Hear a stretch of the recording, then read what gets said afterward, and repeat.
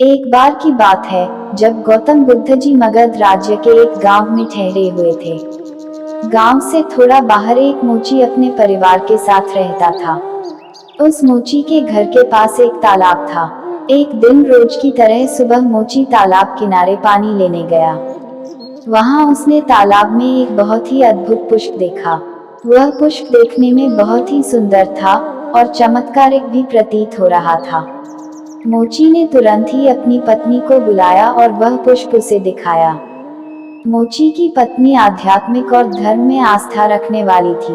वह पुष्प को देखते ही समझ गई कि जरूर कल यहाँ से गौतम बुद्ध जी गुजरे होंगे। उन्हीं के प्रताप से यह पुष्प खिला है। पुष्प को चमत्कारिक मानकर मोची ने एक योजना बनाई।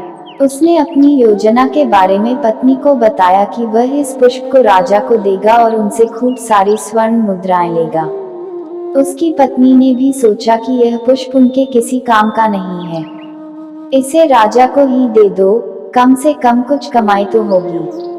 पत्नी की सहमति के बाद मोची राजमहल की ओर निकल गया।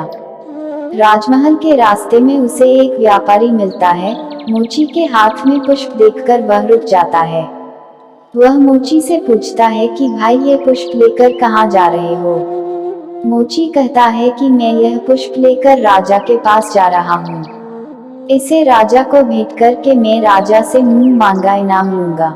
व्यापारी ने मोची को प्रस्ताव दिया कि तुम ये पुष्प मुझे दे दो, बदले में मैं तुम्हें 100 स्वर्ण मुद्राएं दूंगा। मोची सोच में पड़ गया। उसने सोचा कि जब व्यापारी इस पुष्प के लिए 100 स्वर्ण मुद्राएं दे रहा है तो राजा तो और ज्यादा देगा। यही सोचते हुए उसने व्यापारी को पुष्प देने से मना कर दिया। थोड़ा आगे चला ही था कि उसे रास्ते में राजा आते हुए नजर आए, जो गौतम बुद्ध के दर्शन के लिए जा रहे थे। राजा भी मोची के हाथ में वो दिव्य पुष्प देखकर अचंभित हो गए। राजा ने मोची को पुष्प के बदले 1000 स्वर्ण मुद्राएं देने के लिए कहा। यह सुनते ही मोची के मन में एक अजीब सी चेतना आई और वह राजा को पुष्प न देकर दौड़ता हुआ सीधे महात्मा बुद्ध के पास जा पहुंचा। महात्मा बुद्ध जी मोची को देखकर हैरत में पड़ गए। उन्होंने मोची से पूछा तो मोची ने उन्हें सारी बात बताई।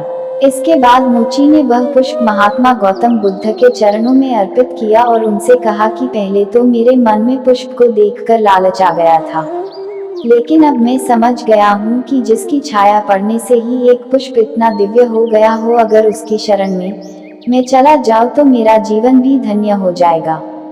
इसके बाद वह आजीवन महात्मा गौतम बुद्ध का शिष्य बनकर रहा। तो दोस्तों, ये कहानी आप सभी को कैसी लगी कमेंट बॉक्स में जरूर बताएं। चैनल को लाइक और सब्सक्राइब करें। धन्यवाद।